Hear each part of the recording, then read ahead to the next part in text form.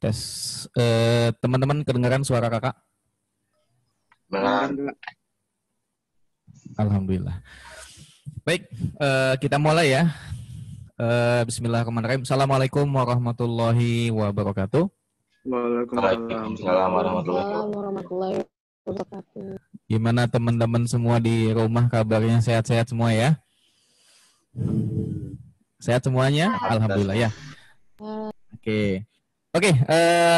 Perkenalkan, ya, nama kakak adalah Kak Ihsan Ubaidillah yang hari ini senang sekali bisa bertemu dengan teman-teman semua. Sepertinya memang sudah ada nama definitif ya, ketua OSIS dan wakilnya, juga ketua MPK juga dengan wakilnya. Boleh kakak dengar suaranya dulu nih, ketua OSIS yang terpilih? Mana? Siapa namanya?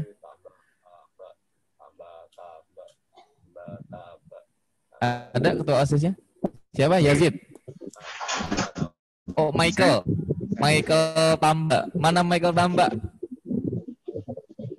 Boleh lihat wajahnya Michael? Ada ya Michael ya? Mungkin Michael malu atau mungkin dia dandan dulu ya. Wah, ada Michael. Halo Michael, gimana, sehat Michael? Sehat Mas, sehat. Sehat ya. Gimana, udah siap belum tahun depan? Di 1 tahun ini kamu nih memimpin teman-teman yang nggak sedikit jumlahnya ya. Siap ya? Ya, siap Pak, siap. Oke, sip. Nah, teman-teman semuanya, sedikit ingin saya sampaikan bahwa banyak di antara teman-teman semua mungkin berpikir bahwa kenapa sih harus saya yang masuk ke OSIS, atau kenapa sih saya yang harus masuk ke MPK. Ya, mungkin sebagian berpikir seperti itu, atau sebagian lagi merasa ada yang ngejorokin gitu ya, bahasa Betawinya itu, atau dipaksa. Entah siapa yang maksa, kita nggak tahu gitu. Tapi pada dasarnya ini semua adalah sebuah skenario teman-teman ya. Dan tentunya nanti ke depan, ya mungkin hari ini kamu merasa terpaksa, atau hari ini kamu merasa ada sesuatu yang mengganjal, dalam bahasa kita mungkin tidak ikhlas gitu. Yakinlah bahwa selepas kamu dari selesai kepengurusan di OSIS ataupun selesai kepengurusan di MPK, kakak bisa jamin bahwa kamu akan kangen dengan kondisi yang sudah kamu alami nanti. Nah, makanya biar semakin kangen, teman-teman perlu membuat sesuatu ya yang nanti saat lulus itu jadi mengingat-ingat lagi masa-masa sebelumnya gitu ya. Karena pengalaman kakak pribadi di sekolah itu, kenapa sampai detik ini, sampai hari ini kakak pribadi masih berhubungan dengan teman-teman yang dulu masih gabung dengan OSIS di sekolah, karena kita punya momen-momen yang nggak bisa kita lupakan. Dan momen itu yang bisa buat adalah ya kita semua, teman-teman semua, sebagai anggota OSIS dan sebagai anggota MPK. Nah, terutama adalah teman-teman yang berkecimpung atau berposisi di BPH, ya, Badan Pengurus Harian, termasuk ketua, wakil, dan seterusnya. Nah, mereka itu yang berperan nanti untuk membentuk suasana yang ngangenin. Nah, seperti itu. Ya, karena kita nggak pengen dong waktu yang singkat ini, 1 tahun ini, apalagi kondisi pandemik, ya, kita nggak menikmati, akhirnya lepas 1 tahun nggak ada makna. Lepas 1 tahun nggak ada apa yang kita rasakan. Ya, makanya teman-teman tugasnya adalah setahun ini membuat OSIS dan MPK lebih berkesan dari tahun-tahun sebelumnya. Oke, baik. Lanjut boleh Kak slide-nya. Oke, izin berdiri ya. Teman-teman semua, hari ini kakak diamanahkan oleh sekolah untuk menyampaikan satu materi. Kalau mungkin tadi ya teman-teman mendapati materi leadership, ya, itu sebagai salah satu materi pokok yang teman-teman harus kuasai. Apalagi sebagai pemimpin. Ya, kalaupun bukan pemimpin, ya pada akhirnya nanti kita akan menjadi sosok pemimpin. Oke, ada satu lagi nih, ya, hal yang kemudian harus teman-teman bisa kuasai sebagai tidak hanya seorang pemimpin sebenarnya ya. Karena kemampuan public speaking ini, ya, pada akhirnya teman-teman akan harus menguasainya, entah hari ini, ya, entah pada masa ini di mana teman-teman sudah menjadi anak OSIS, ya, sudah menjadi anak MPK. Tapi pada akhirnya saat teman-teman memasuki dunia pekerjaan atau teman-teman akan memasuki dunia kampus, teman-teman pun akan merasakan bagaimana fungsinya atau bagaimana pentingnya teman-teman harus menguasai yang namanya public speaking. Makanya kakak sempat berpikir nih, apa yang cocok ya? Penyampaiannya seperti apa ya? Karena kalau yang namanya public speaking itu rata-rata adalah bentuknya praktik. Ya, bentuknya adalah praktikal, bukan teoritis. Memang lebih enak kalau kita bisa tatap muka tuh. Kita bisa lihat langsung bagaimana teman-teman menyampaikan, ya bagaimana teman-teman mempraktekkan ya tentang dasar-dasar public speaking, kemudian coba kita sedikit evaluasi dan bisa ada sentuhan di situ ya, itu lebih enak. Tapi it's okay, nggak masalah, ya mungkin di lain kesempatan gitu ya, atau mungkin ya semoga gitu Allah hilangkan corona, tahun depan kita bisa ketemu lagi gitu dengan kondisi yang berbeda, tidak hanya online, tidak hanya daring ya. Nah kemudian sedikit ya, next Kak, sedikit kakak ingin mengenalkan diri lebih jauh lagi. Nama kakak adalah Kak Ihsan Ubaidillah. Ya. Hari ini diamanahkan di NF sebagai konselor sekaligus sebagai tim marketing ya di Nurul Fikri dari tahun 2010. Selain di NF, kakak juga diamanahkan mengelola sebuah sekolah ya, sebuah sekolah yang dibentuk oleh Corporate Social Responsibility Ancol dan kakak termasuk salah satu pengelolanya. Ya, jadi sekolahnya itu unik karena sekolahnya itu dari dari kontainer gitu ya. Jadi kalau teman-teman main ke daerah Ancol itu ada tempat tanah kosong dan kita bikin sekolahnya di situ. Ya, jadi memang isinya itu rata-rata teman-teman dari yang kurang mampu ya, duafa yang kita coba rekrut dan mereka pun punya kesempatan yang sama untuk mendapatkan pendidikan yang layak. Nah kemudian pendidikannya lebih hebat Kak Iqbal di UI gitu ya, bukan kemudian kakak mengecilkan diri gitu, ya kampus manapun tetap sama ya, sempat dikasih rezeki sama Allah, walaupun pada awalnya kakak nggak niat kuliah, karena orang tua juga nggak sanggup untuk menguliahkan gitu, karena pada saat daftar di FEUNJ sendiri pun yang daftar bukan kakak, tapi juga yang daftar guru BK. Guru BK tiba-tiba bilang, San, datang ke sekolah. Dulu kan belum online ya, belum pakai website, datang ke sekolah. Ngapain Bu? Bawa foto 3x4.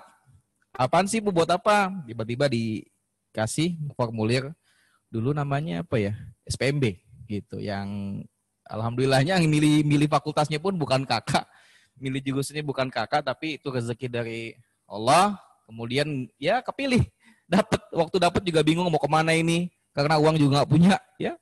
Akhirnya karena dekat dengan beberapa teman yang lumayan berada, ya pinjam sana sini, akhirnya alhamdulillah bisa kuliah dan lulus tepat waktu.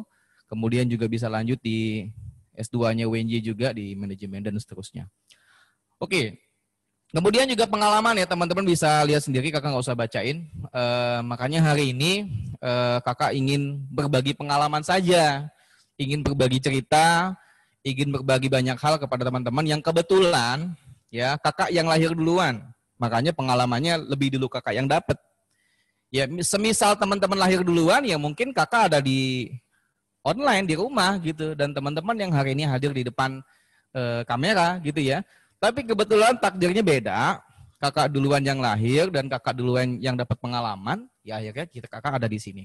Ya siapa tahu nanti kan nggak ada batasan ya, siapa tahu nanti saat 20 tahun lagi, atau 30 tahun lagi, atau kalau kata Kak Iqbal tadi itu 25 tahun lagi, saat Indonesia di usianya 100 tahun ya Kak Iqbal ya. Ya siapa tahu kamu yang jadi pejabat, gitu kan, amin, dan kakak yang jadi penontonnya. Kamu yang sambutan, kemudian kamu yang pidato, atau kamu yang presentasi dan kakak sebagai penontonnya. Karena nggak ada yang nggak mungkin gitu ya. Semua punya kesempatan yang sama untuk bisa meningkatkan kapabilitas dirinya. Begitu. Lanjut Kak. Oke, kakak akan mulai dengan sebuah quote. Jadi pertemuan ini di public speaking ini ada satu istilah yang ini seringkali disampaikan dalam kelas-kelas komunikasi. Kakak sendiri pun ngambil dari sebuah buku ya. Buku yang mengarang itu dari Harvard Business School yang menyampaikan kemampuan kita ya menyampaikan suatu ide, ya kemampuan kita menyampaikan suatu gagasan, ya kemampuan kita menyampaikan suatu pesan itu sama pentingnya dengan pesan itu sendiri. Ini quote nih.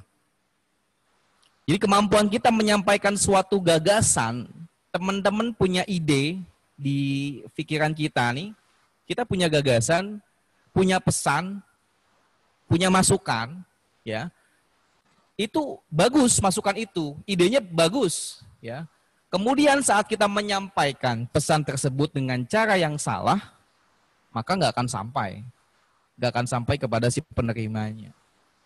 Makanya kemampuan kita, skill kita, ya dalam menerjemahkan ide, ya dalam memaknai sebuah gagasan itu sama pentingnya dengan ide itu sendiri. Gitu. Makanya kalau teman-teman mungkin tadi Kak Iqbal bilang bahwa banyak ide yang kalian sebenarnya punya, banyak gagasan yang sebenarnya kalian miliki. Tapi kalau nggak disampaikan atau kita salah dalam menyampaikan pesan itu, salah dalam menyampaikan ide itu atau salah menyampaikan gagasan itu, maka nggak akan sampai tuh. Nggak akan sampai gagasan tersebut ke teman-teman yang akan kita beri masukan. Sampai sini paham ya? Jadi cara tuh penting. Ya, cara tuh penting. Simpelnya begini, kakak mau cerita. Suatu ketika di pesawat terbang itu kan ya, teman-teman pernah naik ya. Kalau yang belum, kakak doakan secepat mungkin bisa naik nanti. Amin. Di pesawat terbang itu ada seorang penumpang yang agak sedikit kampungan. Ini agak kampungan ya kan. Pakai sendal jepit, pakai ya macam-macam lah ya, pakai apa? Kain sarung mungkin. Dia datang, dia masuk ke pesawat, kemudian dia duduk di kursi bisnis. Ya kan? Pada saat dia duduk di kursi bisnis, tiba-tiba datanglah penumpang lain yang merasa kursinya itu sudah ditempati oleh penumpang yang kampungan ini. Sebutlah Bapak X gitu ya. Si Bapak X ini sudah duduk di tempat yang milik dari penumpang yang lain. Nah, lalu kemudian penumpang yang baru datang ini, dia komplain, Bapak maaf ini kursinya punya saya, ini nomornya. Namanya orang kampung. Namanya nggak pernah pengalaman naik pesawat. Apa yang terjadi? Dia nolak. Karena dia merasa, saya datang duluan. Namanya pengalaman ya. Dia belum pengalaman ya. Saya datang duluan, Bapak kan baru datang, nih punya saya. Bapak pindah tempat lain, gitu ya.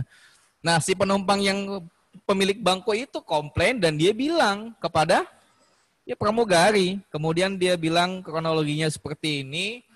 Lalu kemudian pramugarinya datang bilang kepada bapak kampungan itu, bapak ada di kursi ekonomi di belakang, ya dan bapak nggak bisa di sini. Ini tempatnya penumpang bisnis. Boleh bapak pindah ke belakang. Tetap mau ngomong kayak apapun.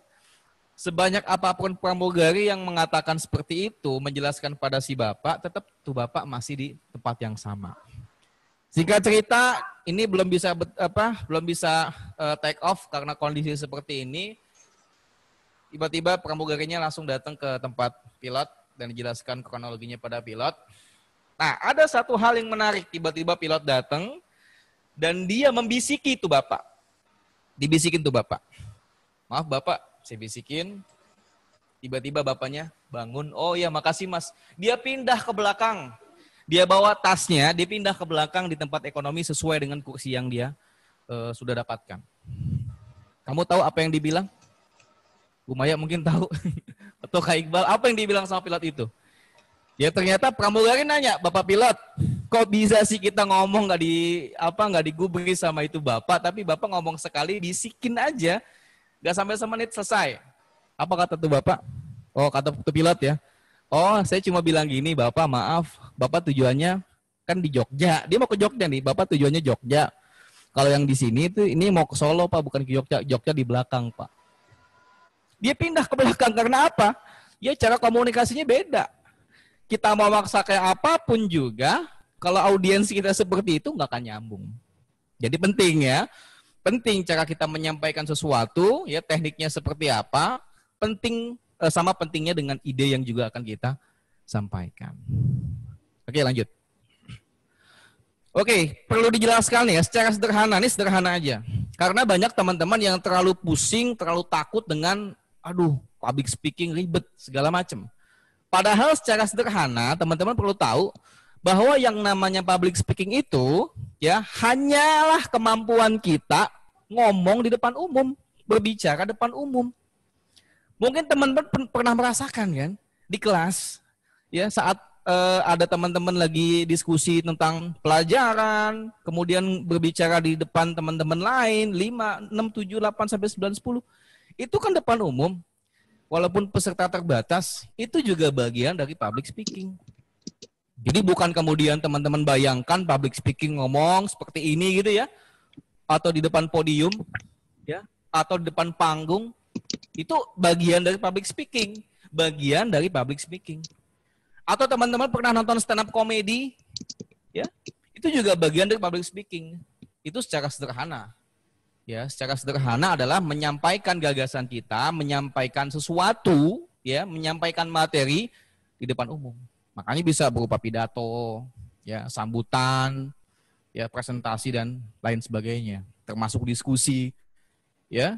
Itu sesuatu yang sederhana bagi kita. Makanya perlu kita rubah mindset kita dulu bahwa tidak sesulit yang kita bayangkan, tidak sesusah yang kita bayangkan. Memang di beberapa kondisi, ya, misal ada beberapa tempat atau ada beberapa tempat kursus atau kampus gitu ya, yang memang dia pada dasarnya menyebut dirinya sebagai sekolah public speaking. Kalau kita lihat kurikulumnya itu, wah luar biasa, susah, ya, dan gejelimet lah.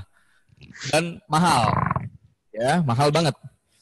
Kakak pernah ngobrol dengan salah satu mahasiswa LSPR, ya, London School Public Relation, yang di dalamnya juga banyak sekali materi-materi public speaking dan segala macamnya. Memang arahannya lulus dari LSPR adalah untuk bisa bagaimana menjadi seorang penyiar, orang yang bisa ngomong di depan umum, ya, cas-cicus segala macam, ya, dan segala macamnya.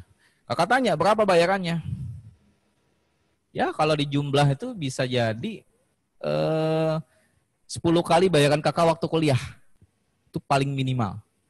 Itu paling minimal. Ya, kakak berapa dulu kuliah? Dulu masih murah sih ya. Ya kalau mau dirupiahkan di atas 15 sampai 20 juta ke atas per semester. Kalau kursusnya juga ada yang waktu singkat 1 tahun. Ada di John Robert Power. Di mana? Kelapa Gading. Ya, itu juga selain persiapan public speaking, itu juga ada sekolah kepribadian. Jadi sekolah kepribadian termasuk salah satunya adalah sekolah public speaking. Itu juga sama mahal. Ya, dosen S2 kakak pernah les di sana. Ya, dia bilang itu setara dengan motor NMAX. NMAX berapa? Ya 27 jutaan gitu ya setahun itu. Dengan jaminan kamu lulus dari kursus di sana, kamu sudah bisa ngomong dan tampil pede di depan khalayak, ya. Itu salah satu beberapa contoh kasus kalau kita mau sekolah di public speaking itu cukup mahal. Nah, makanya sederhana aja pikiran kita bahwa ke depan public speaking yang akan kita gunakan adalah untuk berbicara di depan teman-teman sekolah. Gitu. Teman-teman yang ada di mana di SMA 10 ini. Atau bisa jadi kalau teman-teman ada pensi segala macam ya teman-teman bersambutan, ya, pidato di penonton yang lainnya nanti. Atau saat nanti di kampus juga teman-teman bisa melakukan presentasi. Ya, itu secara sederhana public speaking menurut kita hematnya seperti itu. Lanjut Kak. Oke. Seberapa penting? Kenapa sih sebagai pribadi ya ingat? Karena kemampuan public speaking itu digunakan secara pribadi. Jadi kemampuan kita sendiri ya beda dengan kemampuan organisatoris gitu ya. Tapi kalau public speaking ini secara kemampuan pribadi. Kalau bahasa Islamnya fardu ain. Setiap kita ya diharapkan memiliki kemampuan public speaking. Oke, pertama ya banyak mereka yang sukses itu diawali dengan kemampuan public speaking. Tadi pada saat diskusi ada pertanyaan dengan Kak Iqbal, ada yang bilang, Kak tentang Obama. Kenapa kok dia kulit hitam, kemudian padahal sebelum-sebelumnya kulit putih. Ada sebuah riset ya yang pernah dilakukan oleh dosen kakak di kampus, yang saat itu Obama menjabat sebagai presiden. Dia mengatakan begini, pada dasarnya ya Presiden Amerika itu harus memiliki 4 hal yang nggak bisa dipisahkan dalam dirinya, si calon presiden itu. Dan ini sudah terjadi turun-temurun, walaupun tidak tertulis. Ya, terjadi terus-menerus, walaupun tidak tertulis dalam sebuah teks, sebuah dokumen. Apa itu? Pertama adalah white. Entah kenapa sudah menjadi keharusan, kemampuan si calon presiden ini atau presiden yang jadi di Amerika harus putih kulitnya. Obama hitam. Beda ya. Yang kedua dan ketiga, Anglo-Saxon. Ya, Anglo-Saxon. Kenapa harus 2 hal ini? Apa sih Anglo-Saxon, Kak? Anglo-Saxon itu adalah ya, si calon presiden tersebut berasal dari Britania Raya. Karena kita lihat banyak atau hampir semua presiden Amerika itu berasal dari Britania Raya, Inggris dan sekitarnya lah begitu. Yang ketiga harus Protestan. Ya, white dia nggak dapet, Anglo-Saxon nggak dapet, cuma 1 dapat Protestan. Tapi kenapa bisa jadi? Riset membuktikan bahwa saat Obama itu berpidato, saat dia berorasi, itu dia benar-benar melakukan sebuah teori yang disebut sebagai public speaking. Ya. Bagaimana dia bisa menghipnotis pendengarnya sedemikian rupa sehingga mau memilih dia. Ya. Itu sebuah cara tuh. Sebuah cara yang pada dasarnya kemampuan Obama memang dari awal sudah baik secara kepemimpinan. Ditambah lagi dengan kemampuan public speaking. Jadilah dia sebagai Presiden Amerika 2 periode. Luar biasa. Ya, dan itu cara yang simple ya, simple dan singkat untuk menjadi presiden, jago ngomong dan seterusnya. Ya di balik itu kan perlu juga ya kriteria-kriteria lain. Seperti itu. Jadi banyak sekali mereka yang sukses diawali dengan kemampuan dia public speaking. Nah, teman-teman pun juga nonton YouTube ya, lihat channel banyak di YouTube kita temui kan. Banyak mereka yang secara kemampuan public speaking pun juga hebat ya, walaupun mungkin kelihatan biasa-biasa saja atau enggak formal bahasanya. Ya, tapi kenapa bisa menggugah orang lain? Kenapa kita suka nonton dengan channel tersebut? Ya karena tadi secara sederhana public speaking bukanlah kemudian teman-teman dalam kondisi formal, dalam kondisi yang tidak formal pun ya itu juga bisa dikatakan sebagai kemampuan public speaking. Ya, jadi good speaker. Contoh deh teman-teman, coba lihat. Siapa, ini jawab ya. Sebutkan siapa aja tokoh Indonesia yang sukses karena kemampuannya berbicara. Coba. Kakak contoh 1, Najwa Shihab. Siapa lagi coba? Ada yang berani jawab? Coba. Mario Teguh. Mario Teguh. Oke, siapa lagi? Ridwan Kamil. Panji Pragiwaksono. Panji Pragiwaksono. Siapa lagi? Insinyur Soekarno. Soekarno, betul. Bung Tomo. Ya? Bung Tomo. Pak Jokowi. Ya, mungkin boleh masuk. Raditya Dika, Pak. Ya? Raditya Dika. Kamu kebanyakan nonton Kompas ya.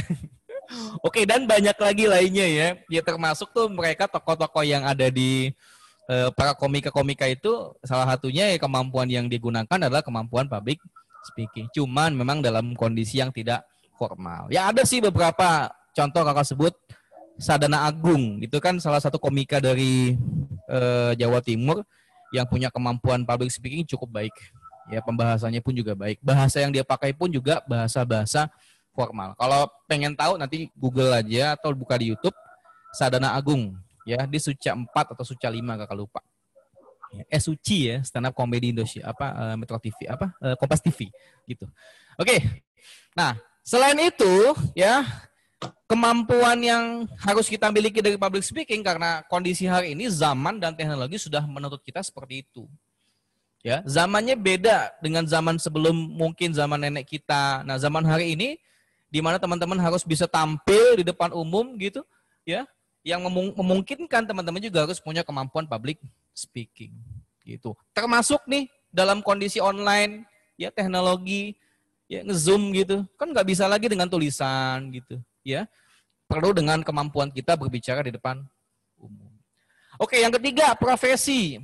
Ya tentu kita akan mengalami lah nanti saat kita sudah lulus kuliah, ya jadi guru harus punya kemampuan public speaking.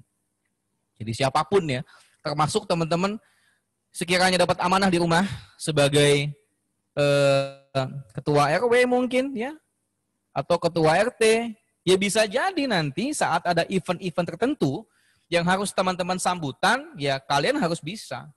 Gitu. Ya harus bisa. Di sekolah, ada kepala sekolah, wajib kemampuan itu. Di rumah juga ada. Di kampus juga nanti apalagi. Ya nggak akan mungkin teman-teman melewati hari-hari di kampus tanpa kemampuan public speaking kalian miliki. Karena hampir mayoritas ya kuliah di kampus itu, mau di PTN, mau di PTS, kemampuan presentasi harus teman-teman punya. Jadi kalau yang hari ini, ya teman-teman ada masih merasa, buat apa sih, nggak penting segala macam gitu ya. Coba kita ubah lagi mindset berpikir kita bahwa public speaking ini sesuatu yang sangat penting dalam hidup kita.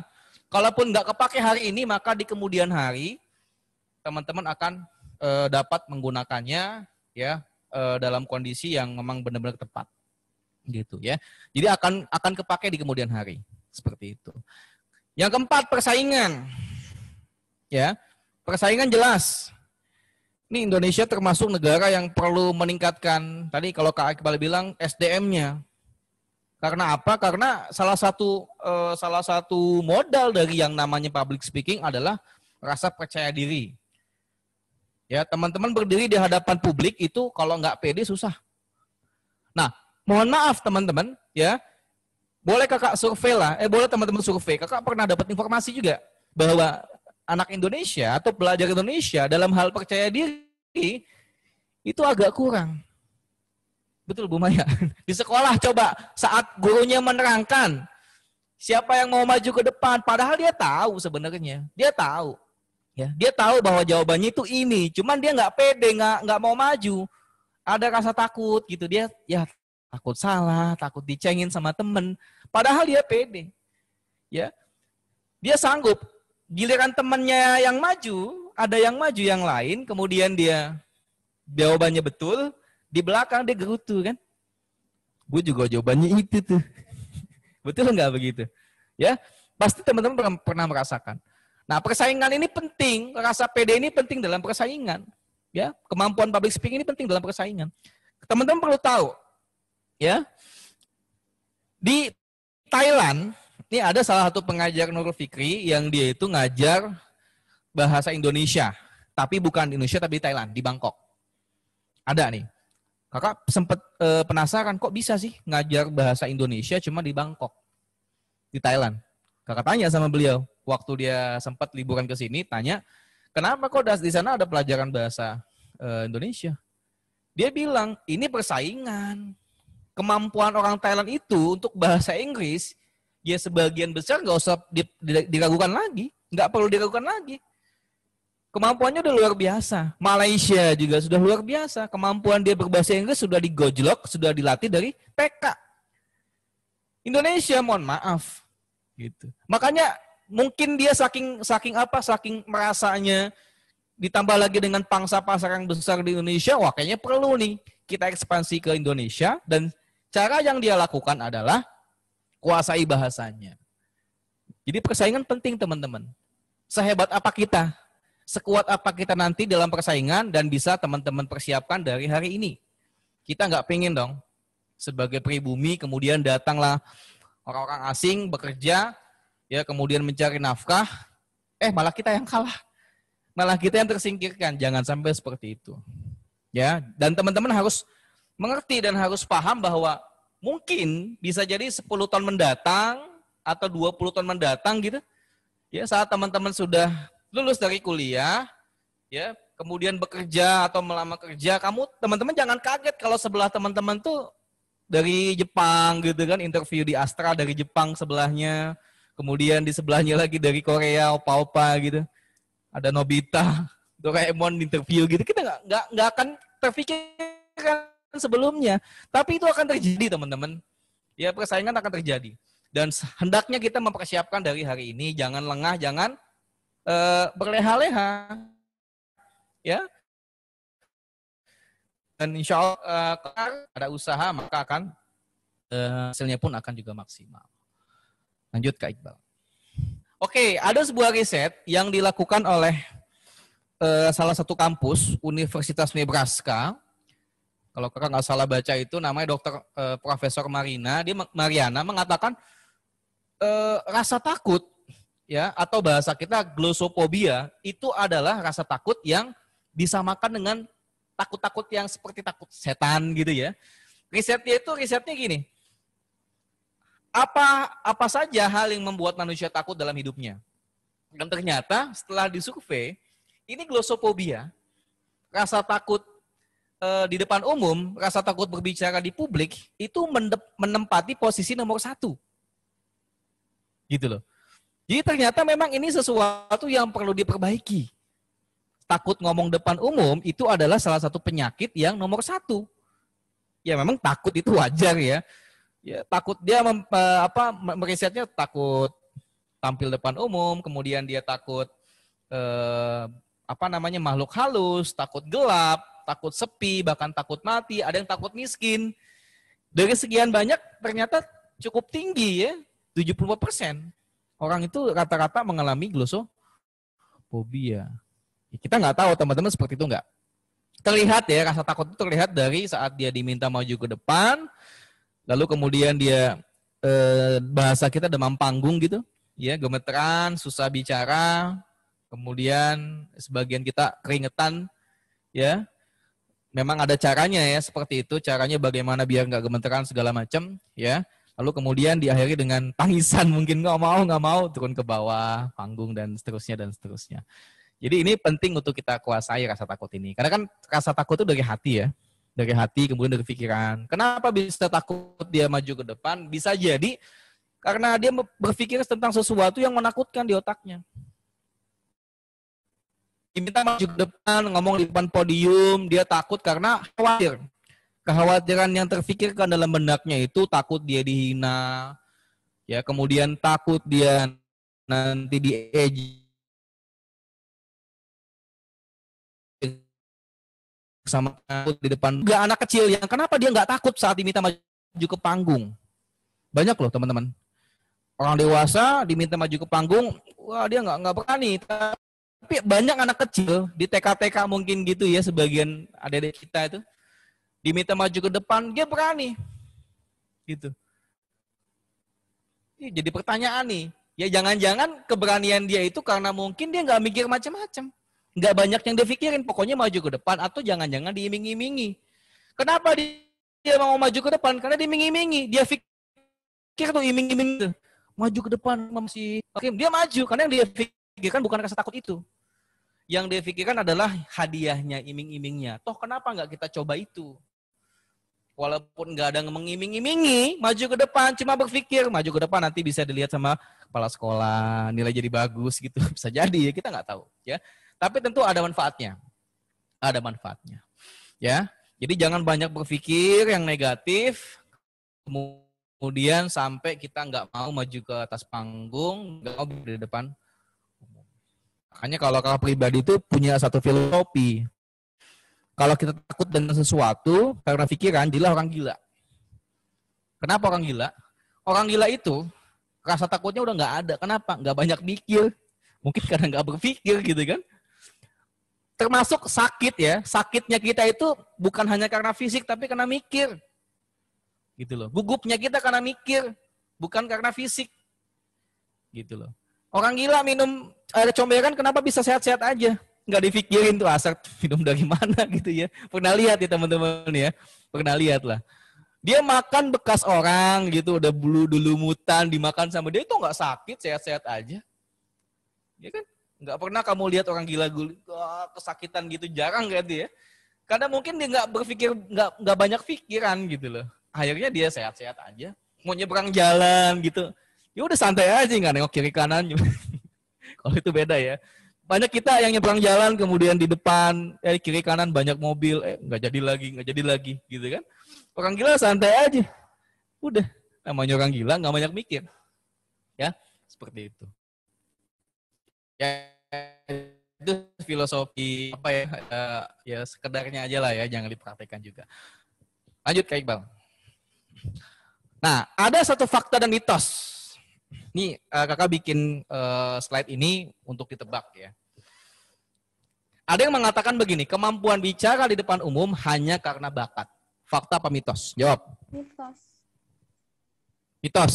Mitos. Yang lain? Mitos ya. Coba Kak Iqbal diklik. Oh iya betul, mitos. Jadi kemampuan orang bicara depan umum itu bukan karena bakat ya. Walaupun memang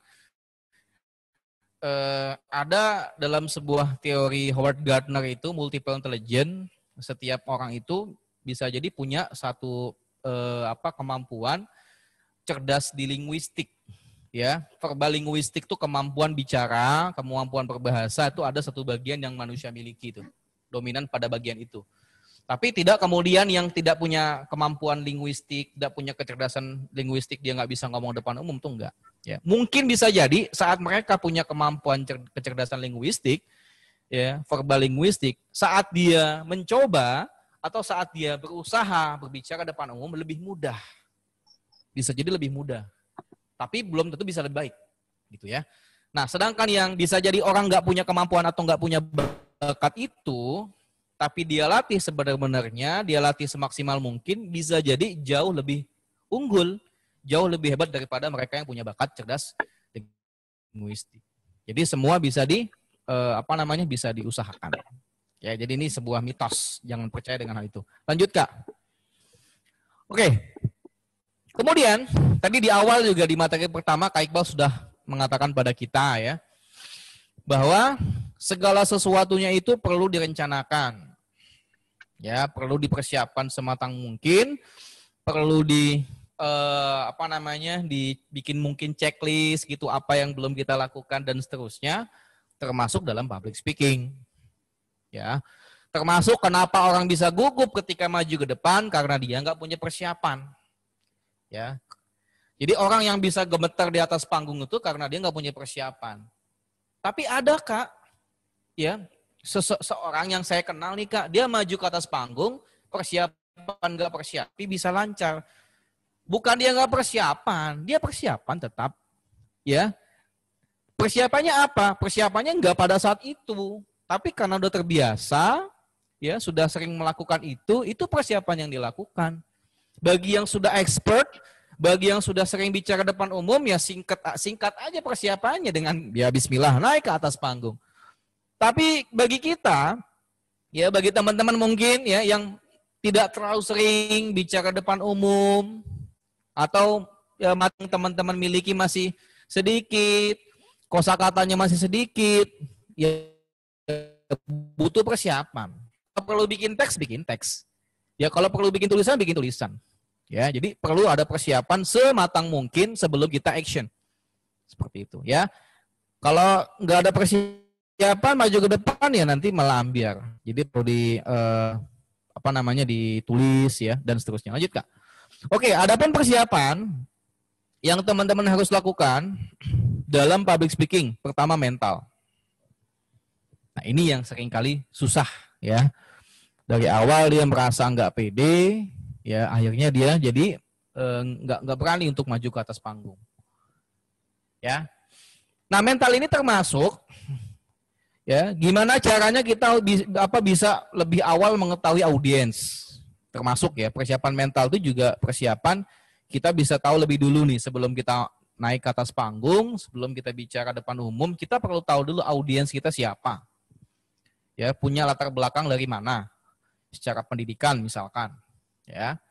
Teman-teman tentu harus membedakan saat kita berpidato, memberikan sambutan di hadapan mereka yang rata-ratanya S1, S2 yang berpendidikan di kampus, termasuk presentasi di kelas gitu. Nanti saat kita di kampus presentasi kan di hadapan kita tuh teman-teman yang mau ke S1, ya berpendidikan. Ya gunakanlah kemampuan bahasa kita nanti menyesuaikan dengan audiens yang ada di hadapan kita. Nggak bisa teman-teman saat presentasi di hadapan dosen ngomongnya lo gue gitu kan, nggak mungkin itu. Jadi perlu kita tahu dulu latar belakang audiensnya siapa. Ya, kemudian juga suku. Ya, perlu kita ketahui juga tuh sukunya dari mana. Ya, Jawa misalkan, Sunda, dan kalau kita tahu sukunya dari mana, ya sesekali kita coba survei, ya coba dicari dulu di Google mungkin apa sih yang khas, sedikit ngebahas sesuatu yang khas dari suku tersebut. Atau kalau teman-teman di sekolah, ya latar belakangnya udah jelas nih, misalkan teman-teman di sekolahan atau di ekskul, ketua OSIS diminta sambutan di depan teman-teman ekskul bola. Latar belakangnya pada suka olahraga, ya sambutannya harus menyesuaikan dengan ya bola. Jangan bahas ekskul yang dance misalkan. Jangan bahas ekskul yang lain. Gitu, ya. Jadi menyesuaikan dulu dengan siapa kita berhadapan. Ya, kemudian juga persiapan lokasi. Saat kita diminta untuk sambutan, ya, saat kita diminta untuk presentasi, maka kita perlu tahu juga bagaimana kondisi tempatnya.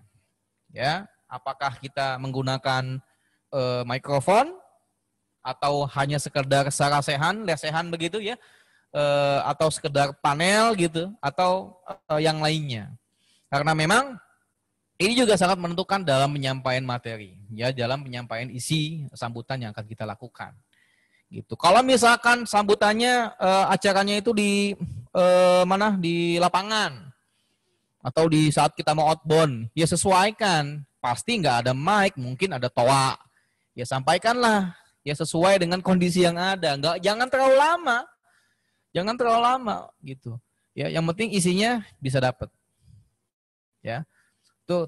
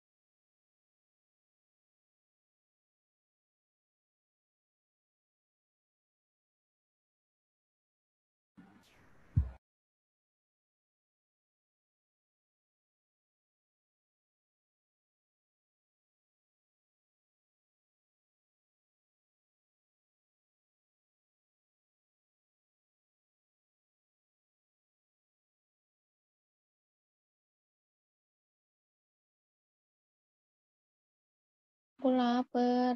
Kamu doyan bandengnya memang mau gorengin? Iya, ngapa?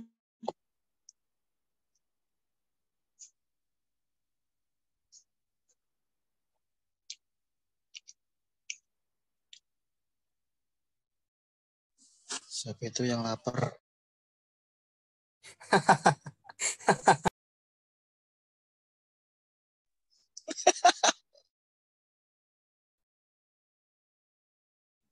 Rehan Reci Rehan.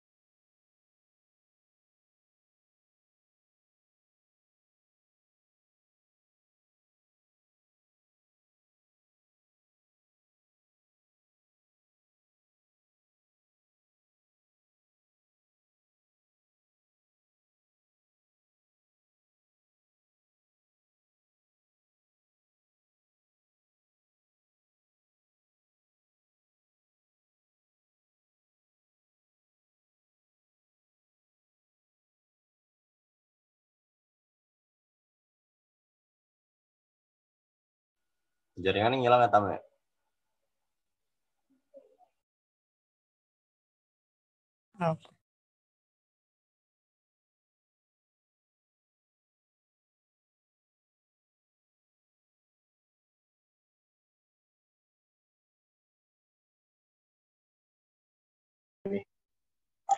Tes. Tes. Halo? Dengar suara kakak nggak? Dengar. Ada. Ini komputer sekolahnya mati tiba-tiba ya. Oh, iya, Kak. Tunggu sebentar ya. Siap. Baik, Kak. Oke. Iya, Kak. Oke, siap.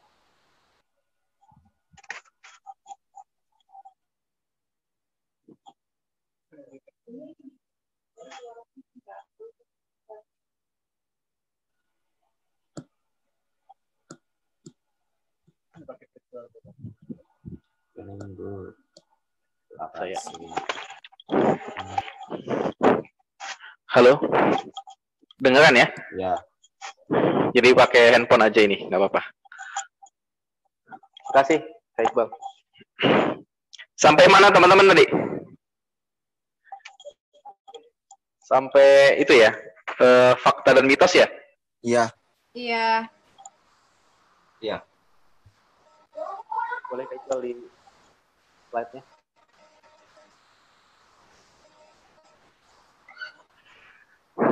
Oke, lanjut mengenai fakta dan mitos selanjutnya. Modal paling dasar dari public speaking adalah percaya diri atau confidence, betul nggak? Betul, Kak. Betul apa salah nih? Betul. Betul ya.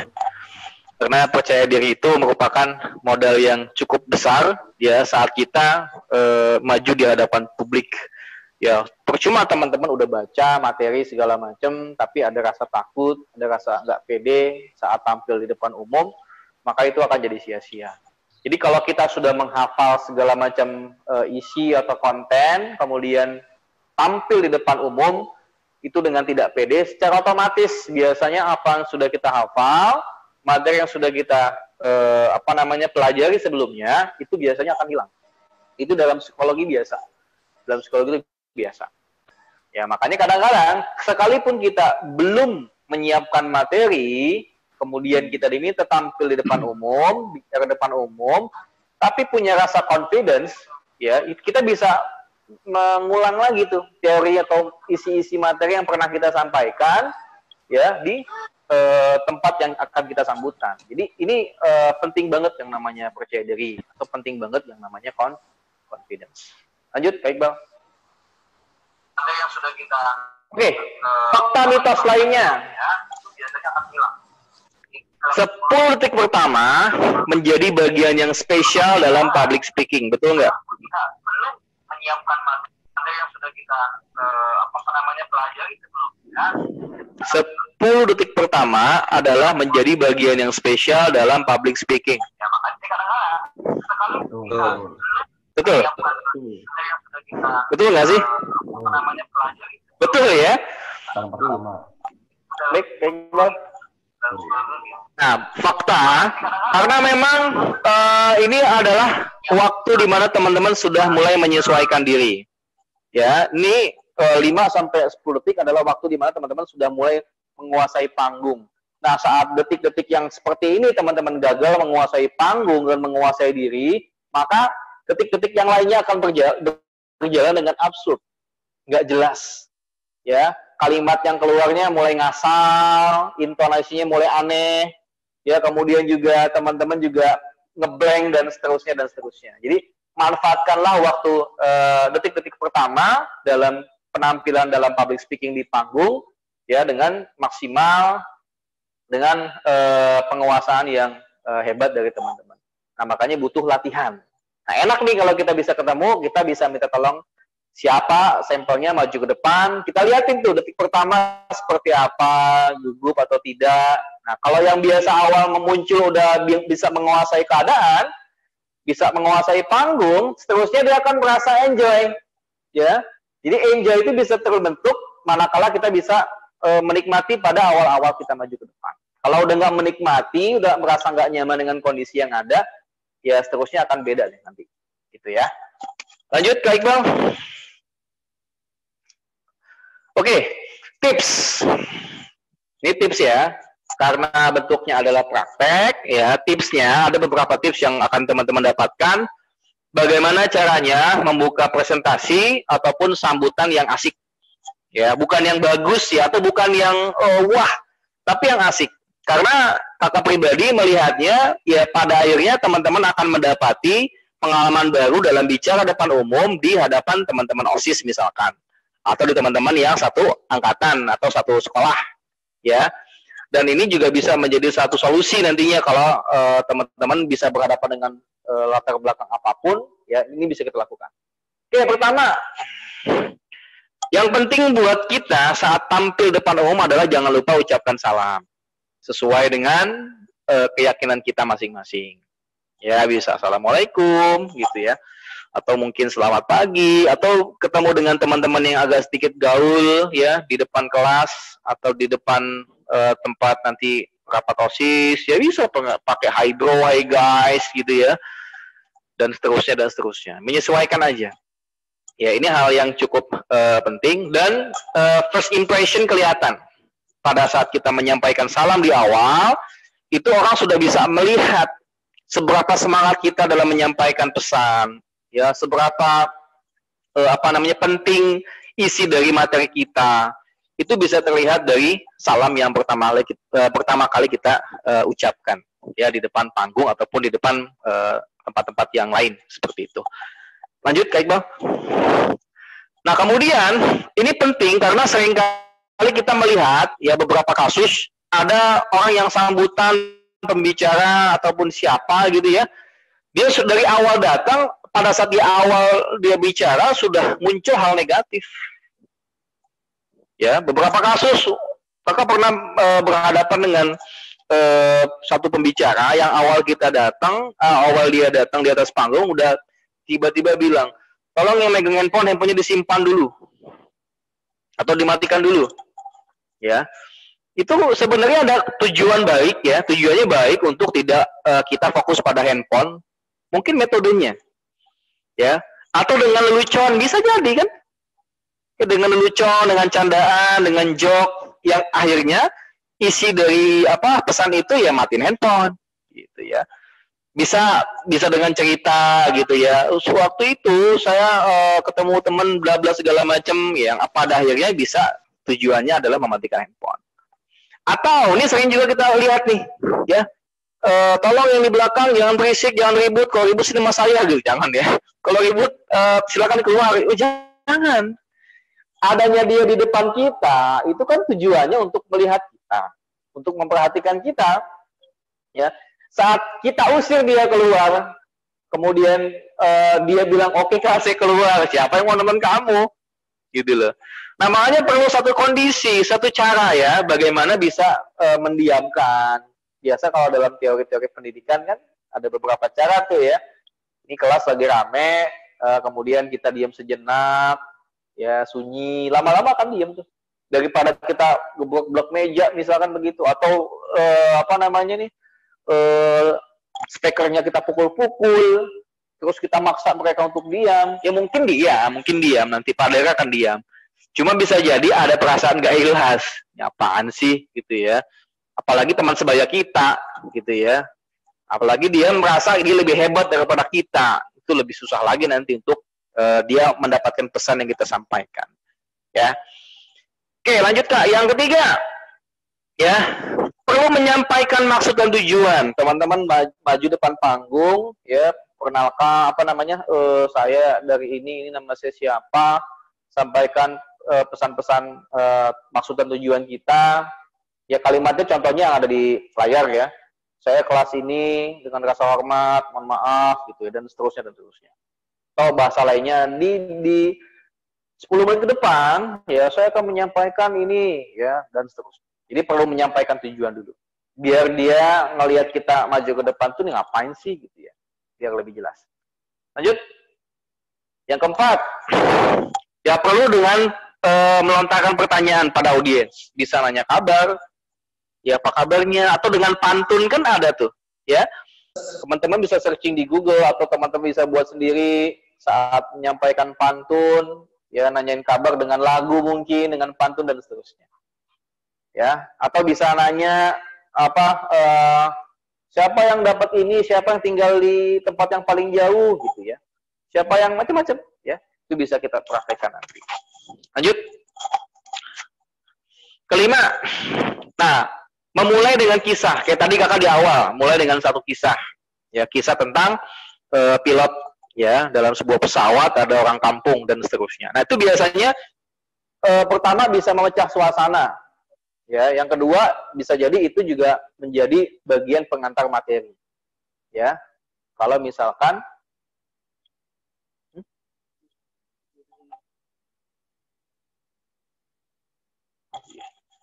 ya bisa jadi pengantar materi. Ya, kalau misalkan materi kita itu cocok dengan dengan cerita yang kita sampaikan. Makanya banyak-banyak baca gitu ya, kemudian juga bisa jadi kan kalaupun kita punya kisah-kisah hidup, ya bisa kita sampaikan juga tuh. Atau pengalaman kita tentang suatu tempat, kita ngisi di sebuah tempat, kita sambutan di sebuah tempat, itu bisa juga jadi bahan cerita, ya bahan presentasi untuk memulai, ya bahan untuk memulai presentasi.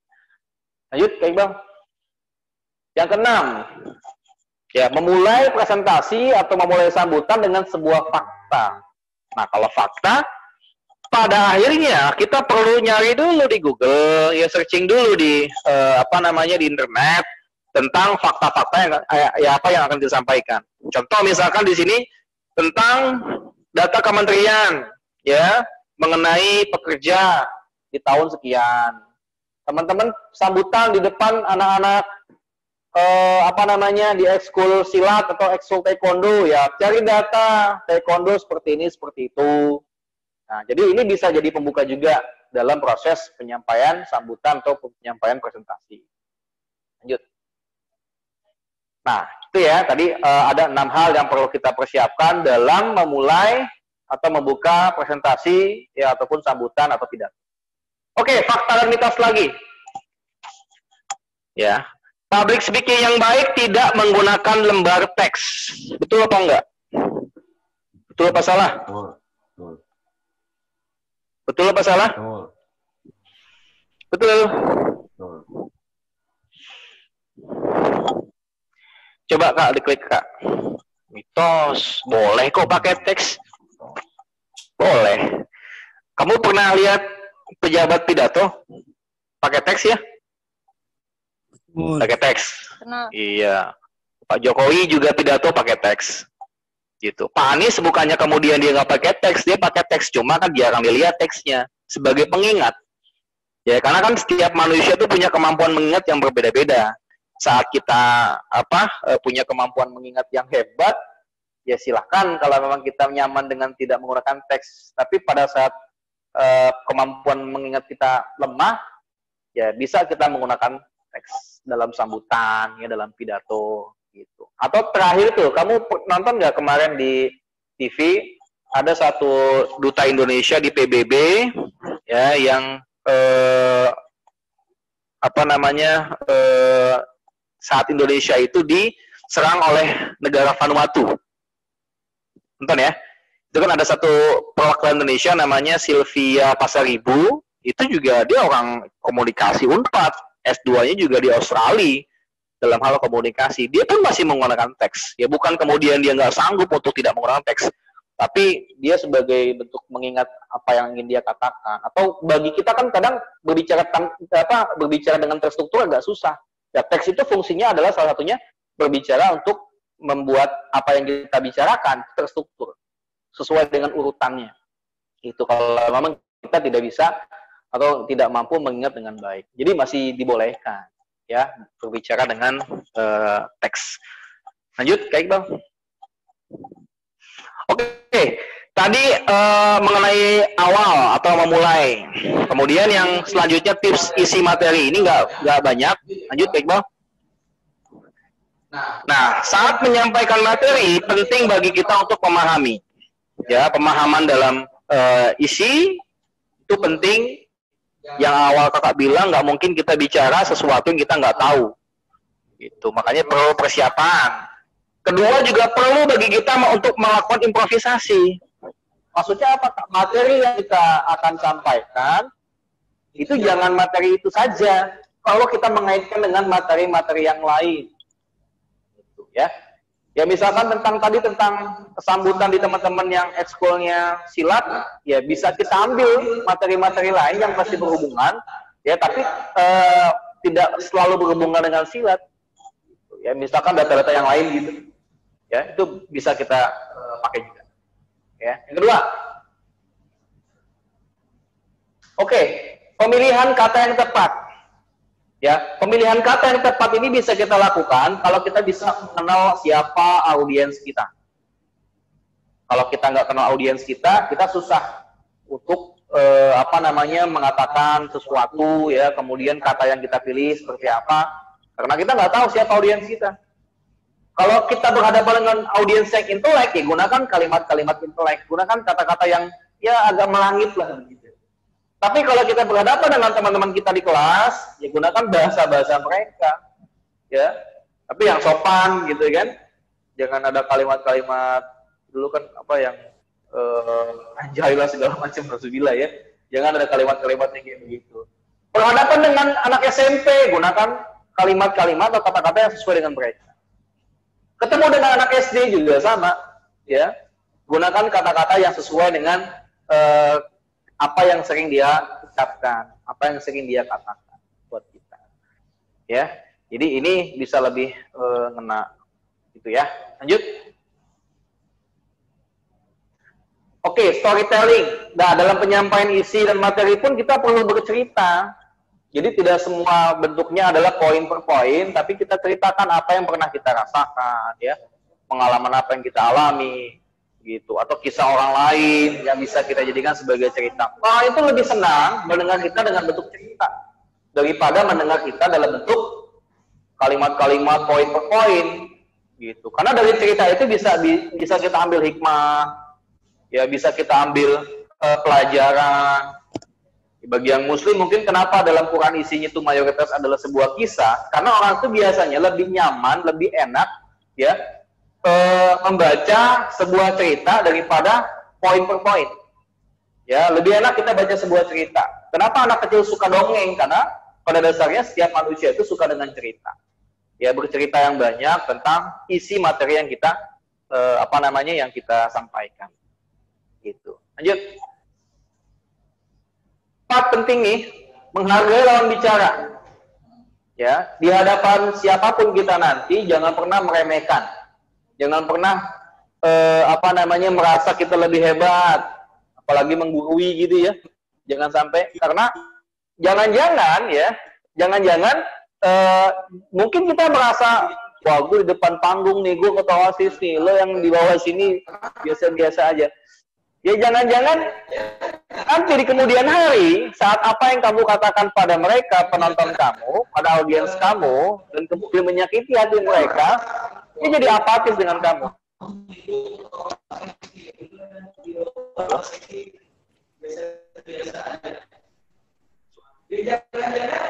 Dia jadi apatis dengan kamu, dia nggak peduli dengan kamu, bahkan lebih pada taraf benci. Gitu loh. Jangan sampai yang kita sampaikan pada momen itu malah kita bikin musuh baru. Ya, malah nambah musuh, itu bahaya, nggak enak. Ya, jadi perlulah kita menyadari bahwa di hadapan kita semuanya adalah orang yang ingin mendengar kita bicara, kemudian dia pun ingin dihargai sedemikian rupa, ya, dan ingin menghormati kita juga. Gitu. Jangan sampai kita sampaikan selepas dari itu malah dibacok, gitu kan. Pulang dari sambutan malah dikeroyok di bawah jembatan gitu, nih proses nih ngeledekin kita nih, nggak sopan, digebukin kan, nauzubillah. Jangan sampai seperti itu. Hargai semua orang. Atau mungkin bisa jadi bukan saat ini kamu dibenci, bukan saat ini kamu dibales, nanti di kemudian hari. Banyak kisahnya ketika orang ngomong depan umum meremehkan orang lain, saat di luar sudah lulus, sudah kuliah, sudah kerja, ternyata orang yang kamu hina, orang yang kamu tidak kamu hargai, dia merasa tersinggung, di pekerjaan dia sebagai posisi, sebagai jabatannya di atas jabatan kamu, misalkan gitu ya, kan juga bahaya. Kalau gue dendam sama dia nih, ya nanti dipecat atau segala macam. Jadi jangan lihat di hari ini, ya, maka lihatlah di masa depan dia seperti apa nanti. Kita pun juga sama, jangan meremehkan orang lain lah, dalam kondisi apapun. Lo miskin, ya lo miskin, kamu miskin segala macam. Termasuk kakak pribadi, ya, kakak termasuk orang yang dulu sangat nggak pede. Kenapa? Karena cadel. Pengalaman pribadi, kakak cadel. SMP nggak berani ngomong depan umum. Ada satu hal yang membuat kakak jadi mau maju ke depan, karena sering dihina sama temen. Lo nggak cocok jadi pemimpin. Buktinya apa? OSIS, kalau kita OSIS, ya kan?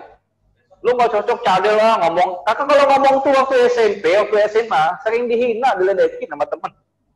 Dibilang nggak jelas lo kayak anak kecil, anak SD. Ya betul kata Kak Iqbal tadi itu. Buktikan.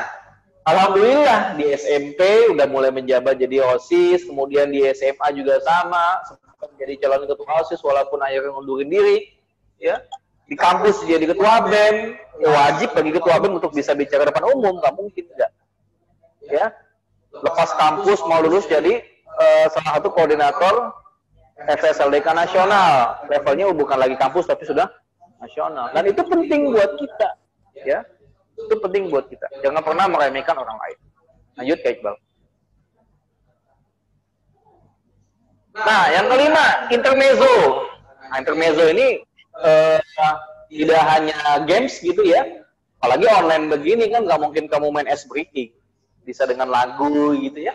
Jadi bagaimana caranya teman-teman yang menjadi pendengar kita itu bisa fokus lagi ya setelah intermezzo. Karena pada dasarnya itu dalam sebuah teori, orang mendengarkan kita secara serius dan secara konsentrasi itu hanya paling lama itu 15-20 menit.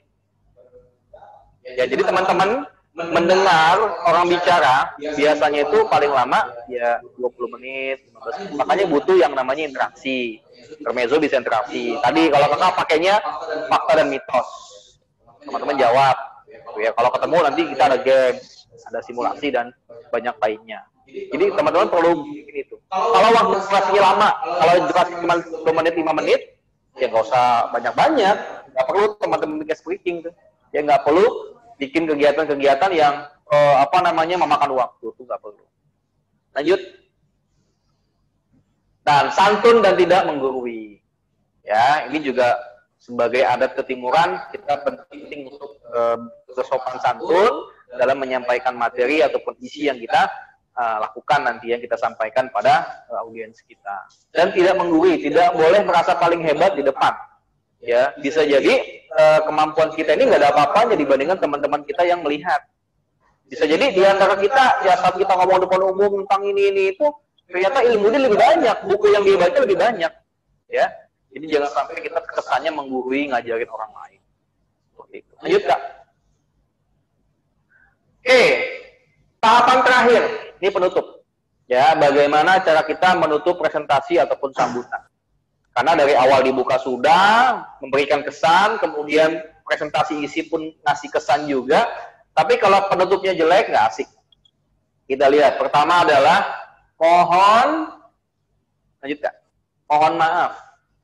Ya, bisa jadi saat kita menyampaikan pesan, menyampaikan materi, ya, ada yang menyinggung bahasa kita, ada teman kita yang tersinggung dengan kalimat kita, atau gestur kita mungkin gitu ya, mimik wajah kita, kemudian gaya kita agak sotoy, agak sotawi, minta maaf, gitu ya. Biar selepas kita kasih sambutan atau memberikan pidato itu tidak ada dendam. Yang kedua, kalimat kutipan. Kalau teman-teman pernah mendengarkan Bapak Karni Ilyas menutup dia saat membawakan acara ILC, ya, dia selalu mengutip tokoh-tokoh ternama di dunia ataupun di Indonesia, dia selalu mengutip. Dan kalimat itu, ya, itu bisa menjadi sebuah, ya, intinya quote, yaitu quote, bisa menjadi sebuah penutup yang menguatkan materi yang kita sampaikan, yang menguatkan isi yang kita sampaikan. Lanjut. Dan ajakan untuk bertindak. Misal teman-teman berpidato mengenai anti tembakau, ya udah di akhirnya itu, ya, buatlah kalimat di mana kalimat itu bentuknya kalimat ajakan. Marilah teman-teman gitu ya, bagi yang rokok gitu, atau seperti apa gitu ya, kita stop dan seterusnya dan seterusnya. Jadi itu kalimat yang intinya adalah persuade gitu ya, atau to mobilize ya, mengajak mereka untuk melakukan apa yang kita sampaikan. Gitu. Terakhir, nah, buat pernyataan-pernyataan inspiratif, kemudian pernyataan yang bisa memotivasi dia untuk melakukan atau untuk merubah pola pikir, ya, untuk bertindak, ya, dan itu adalah kuncinya. Karena kita nyampaikan sesuatu, kita bersambutan, kita berpidato, pada akhirnya adalah berharap apa yang kita sampaikan itu bisa memotivasi mereka. Dan terakhir, feedback ini penting. Nah, makanya kalau di online begini kan kita agak susah untuk melihat wajah kalian gitu ya. Gimana kalian, apakah bosan atau ngantuk segala macam ya, itu agak susah. Tapi kalau dalam pertemuan tatap muka kita bisa lihat ya, apakah yang kita sampaikan ini kena atau tidak di hadapan audiens kita, itu bisa ketahuan. Ya, guru pun juga paham lah, guru tuh punya satu kemampuan melihat ya, gelagat atau melihat bagaimana siswa tersebut tuh bisa menyerap ilmunya atau bisa mendapatkan ilmu yang disampaikan sama guru tersebut, itu bisa ketahuan. Ya, kita pun juga bisa melihat ya dari yang kita sampaikan, apakah itu bisa diterima ataupun masih ada penasaran gitu, ya apa sih, nyampe apa gitu. Itu bisa kelihatan dari bagaimana dia bertindak, bagaimana raut wajahnya. Ya, dan nantinya juga walaupun ada sesi pertanyaan, ya itu bisa dilakukan nantinya. Oke, mungkin itu dari kakak ya, 3 hal pokok ini tugasnya. Dari tahap mulai, kemudian isinya, kemudian penutupannya seperti apa. Oke, ini 3 hal dasar yang mungkin bisa kita lakukan ya dalam proses organisasi yang akan teman-teman lakukan nanti di OSIS. Ya, karena yakinlah bahwa mungkin kalau hari ini teman-teman merasa belum mendapatkan ilmunya atau belum mendapatkan manfaatnya, insya Allah Jadi kemudian hari 10 tahun mendatang, 25 tahun mendatang, teman-teman akan merasakan bagaimana manfaatnya dalam organisasi, termasuk dalam kemampuan public speaking. Seperti itu, teman-teman. Ada tanya jawab, Ibu. Iya, Bu. Baik, karena kondisinya juga sudah lewat jam makan siang, silakan yang mau bertanya. Yang tadi namanya dicatat ya. Yang sebelumnya ada kan ya? Silakan yang mau dapat nilai.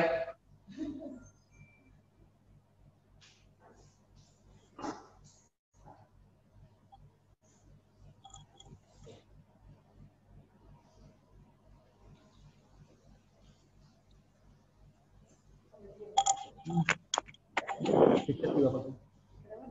Nah, pasang juga. Apa?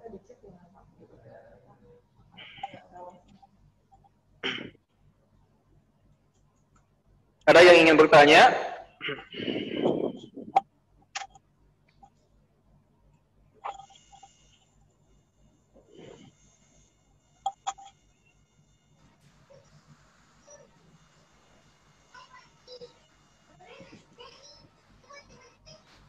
Pak, Oke.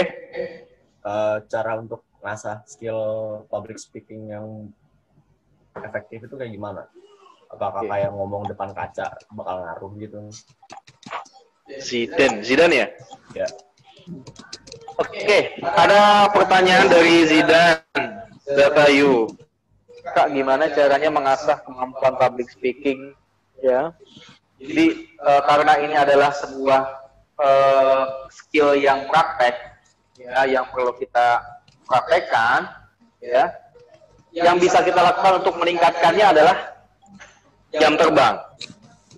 Ya, mungkin awalan itu yang kamu bilang tadi, ngomong di depan kaca atau depan kamera kemudian kamu rekam. Ya kalau sekarang kan udah bagus ya, ada kamera, kemudian kamu rekam, kamu evaluasi apa yang kamu sampaikan di kamera itu, tentu dengan temanya tertentu ya, atau dengan kaidah-kaidah public speaking, itu juga bisa menjadi salah satu cara. Ya, itu untuk awalan, untuk memulai biasanya tuh. Nah, tapi kalau sudah mulai terbiasa, sudah mulai sering ya melakukan presentasi-presentasi, ya itu akan meningkat kemampuan kita manakala kita menghadapi satu dinamika-dinamika dalam penyampaian materi atau dalam sambutan. Karena yang namanya praktek kayak begini, kita perlu menemukan hal-hal yang unik-unik, ya. Misal kemampuan kita dalam public speaking, ya, biasanya itu akan terlihat manakala kondisinya nggak kondusif di lapangan, sambutan tapi nggak ada mic atau mic di tengah-tengah mati, seperti itu. Ya itu bisa kelihatan tuh dinamikanya seperti itu. Nah, itu skill-skill yang nggak bisa kita temui dengan cara latihan di rumah, tapi bisa kita temukan dalam kondisi nyata di lapangan. Kita punya pengalaman langsung dalam menghadapi hal tersebut.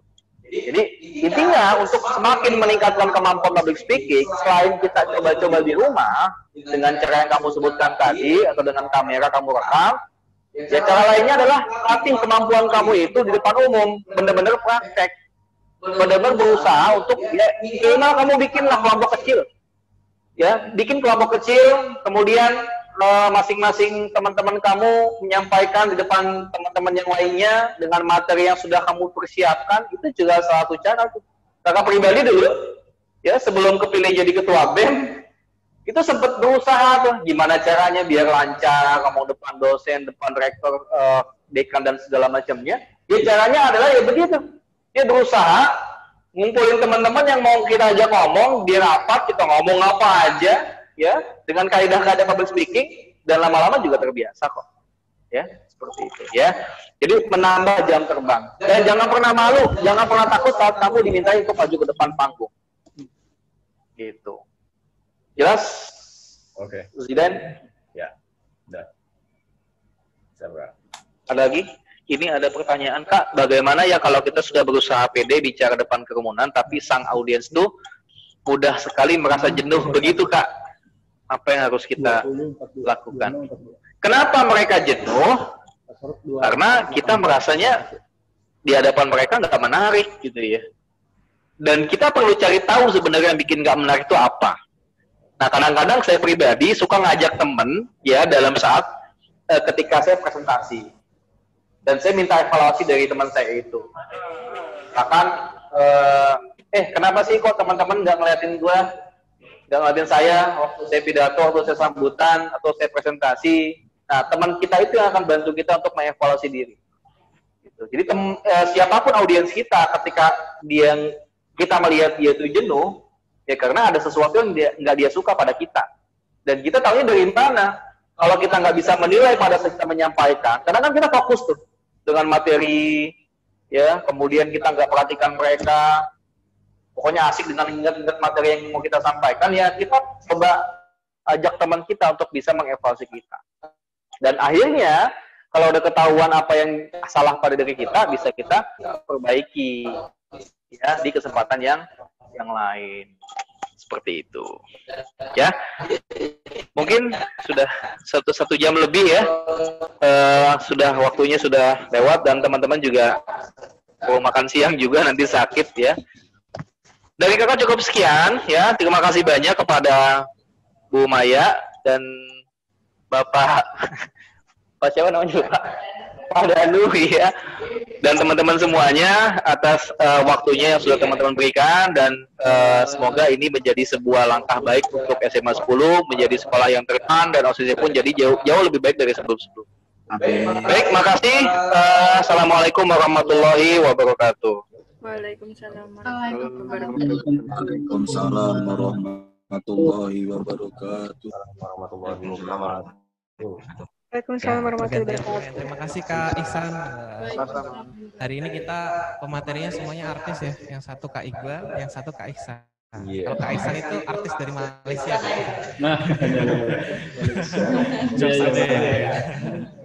Nah, baik, anak-anakku sekalian. Ya. Tadi sudah dibimbing 2 materi langsung, ya kan? Dibayar lunas. Leadership sama public speaking. Ya, semoga tadi apa yang disampaikan oleh kakak-kakak pemateri itu bisa kalian aplikasikan ketika nanti berorganisasi. Karena materi tadi itu hal-hal dasar yang harus kalian asah supaya nanti dalam organisasi bisa berkembang lebih baik. Itu kan harapan kita semua ya. Jadi harapannya setiap tahun perhatian pengurusan ada hal-hal baru ada sih banyak yang baru kelas 10 mungkin punya background pengalaman di SMP jadi anggota OSIS juga ada hal positif dari sekolah lama ternyata bisa diaplikasikan ke sini itu bisa menjadi hal baru untuk sekolah kita kira-kira itu untuk hari ini. Oh, ada tambahan juga nanti dari Kak Iksan, silakan Kak Iksan. Tugas ya ini ya. Ya maaf, untuk tugasnya ya teman-teman. Tugasnya simple. Tugas individunya ini dikumpulkan ke Bu Maya. Teman-teman buat sebuah cerita ya, jokes ya, sebagai bahan pembuka presentasi. Ya jokesnya apapun itu. Boleh pengalaman teman-teman atau kemudian pengalaman orang lain ataupun teman-teman bisa searching di Google ya bikin jokes dalam bentuk tulisan nanti diberikan ke Bu. Enaknya gimana ya Bu? Oh video, Bu Maya minta video ya. Bu Maya minta video, teman-teman merekam via kamera handphone. Kemudian nanti dikumpulkan ke Bu Maya ya untuk ceritanya seperti apa teman-teman yang lebih paham. Untuk tugas yang keduanya ini tugas kelompok. Oke, teman-teman diminta. Ini juga kakak kenapa bikin ini? Ini dilakukan untuk memudahkan teman-teman, terutama ketua OSIS sih. Misalkan pada saat pensi udah punya teksnya, jadi nanti tinggal dibacakan sama Michael nanti ya.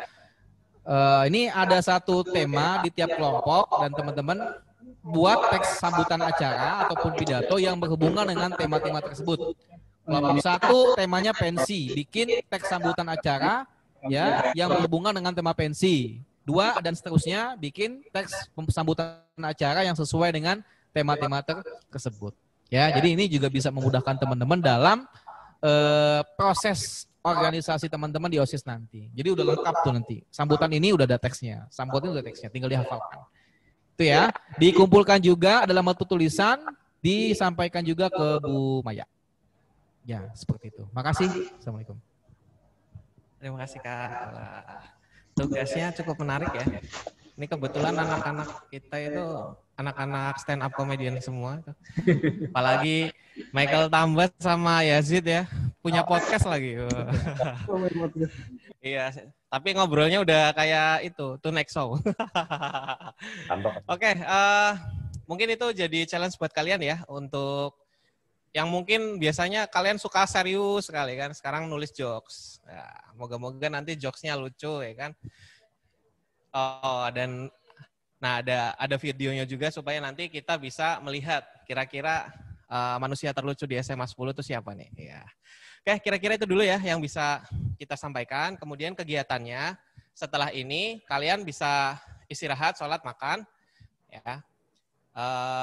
Nanti kita akan bertemu lagi pukul 1:30 jam 13.30.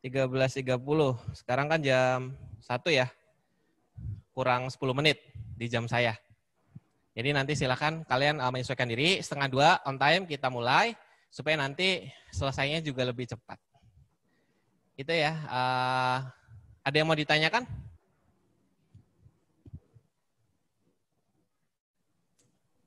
Makan. Silakan yang mau nanya untuk kegiatan. Mau makan. Atau cukup jelas? Pak, ini tugasnya kapan, Pak? Ya. Bentar. Tadi yang nanya tugas siapa? Atas nama Kaila. siapa? Oh, Kaila. Ya, gimana tugasnya? Enggak, tugasnya itu jam berapa? Maksudnya batas kumpulannya. Oke. Untuk tugasnya dikumpulkan hari ini, kalau bisa sebelum jam 4 sore ya. Jam 5 sore, sebelum jam 5 sore. Nanti dikumpulkan ke Bu Maya, langsung japri WA saja boleh. Atau di grup ini juga bisa. Itu, ada lagi? Cukup? Kalau cukup, saya tutup, saya akhiri. Nanti kita berjumpa lagi pukul 1:30 ya, 13.30. Oke, silakan kalian Isoma. Tetap jaga kondisi ya, kesehatan. Kalau ada yang mau keluar, pakai masker. Karena tadi saya keluar juga banyak razia Satpol PP. Oke, itu saja. Saya akhiri. Wassalamualaikum warahmatullahi wabarakatuh. Waalaikumsalam warahmatullahi wabarakatuh. Ini kalau Zidan suruh nulis, udah jadi makanan sehari-hari ya, Zidan ya? Nulisnya juga skripnya belum. Udah jadi buku Zidan itu. Oke. Belum, Pak. Belum. Belum. Ya, besok lah. Oke, anak-anak silakan istirahat ya. Boleh keluar dari Zoom ya. Ya. Oke. Thank you.